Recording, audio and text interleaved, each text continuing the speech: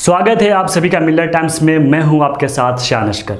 संघ लोक सेवा आयोग यानी यूपीएससी ने सिविल सेवा परीक्षा 2020 के सफल उम्मीदवारों का लिस्ट जारी कर दिया है। इस परीक्षा में बिहार के शुभम कुमार ने पहला स्थान हासिल किया है। इससे पहले बिहार के आमिर सुबहानी ने 1987 में टॉप किया था। शुभम ने आईआईटी बॉम्बे से सिविल इंजीनियरिंग में बीटेक किया है। वहीं मध्य प्रदेश की जागृति अवस्थी दूसरे स्थान पर रही।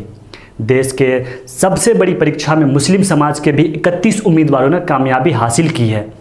हालांकि यह संख्या आबादी के रेशियो के हिसाब से काफ़ी कम है, लेकिन फिर भी मुस्लिम समाज इसको लेकर उत्साहित है। मुस्लिम लड़कियों के लिए रोल मॉडल उत्तराखंड की सदफ चौधरी ने 23वां मुकाम हासिल किया है। सदफ चौधरी इस लिस्ट में पहली मुस्लिम कैंडिडेट है जिसने यह मुकाम हासिल किया है। दूसरे नंबर पर फैज़ान अहमद है। सदफ चौधरी के पिता एक बैंक मैनेजर है और उनकी मां एक आम गृहिणी हैं।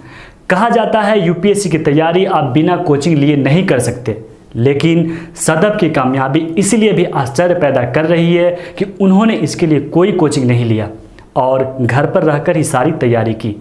सदफ लड़कियों की शिक्षा के लिए काम करना चाहती है।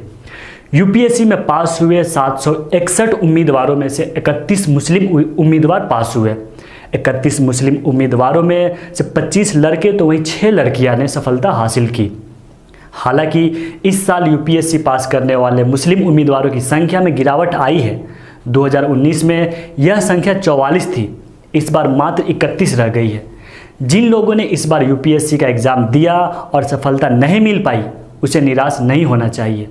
जब भी आपके मन में निराशा आए तब आपको हरिवंश राय बच्चन जी का कविता याद रखना चाहिए।